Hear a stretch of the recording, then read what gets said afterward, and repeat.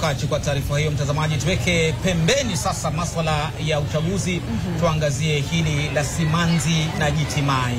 Serikali imeahidi kuwapa msaada wa kifedha pamoja na kuwajengea makao mbadala waathiriwa wa mkasa wa maporomoko ya ardhi katika eneo la Chesongoch, kaunti ya Elgeyo Marakwet. Na kama anavyotuarifu mwanahabari wetu Steve Keter, hali ya huzuni na majonzi ilitanda katika mazishi ya watu 31 waliopoteza maisha yao katika mkasa huu.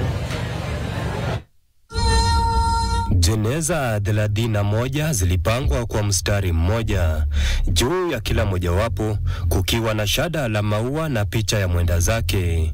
Jina na tarehe za kuzaliwa zikichapishwa kwenye msalaba mbele ya jeneza. Hapa unabaini kuwa wengi ya waliopoteza maisha yao ni akina mama na watoto wachanga, wengine chini ya miaka 2.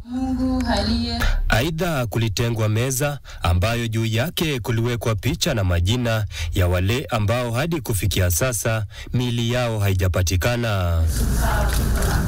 Misa ya wafu iliendeshwa na askofu wa kanisa Katoliki jimbo la Eldoret Dominic Mengich, aliyeanza kwa kuwatia moyo waathiriwa.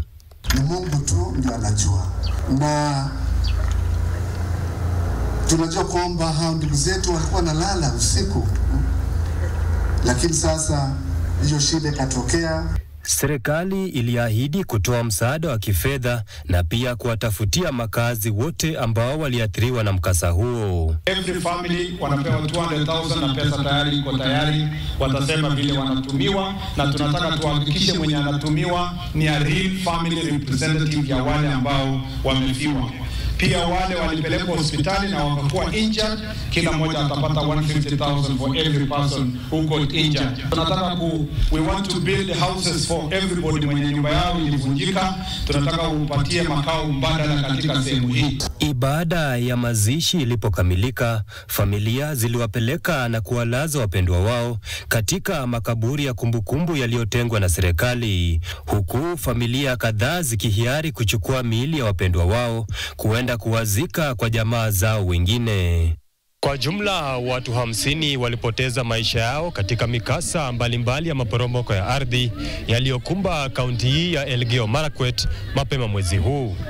Eneo hili la Chesongoch, kaunti ndogo ya Kerio Valley, ikiathirika pakubwa kwa kuwapoteza watu 40. Steve Keter, NTV. Na mtazamaji, tunasema makiwa. Sasa tuangazie masuala ya elimu ambapo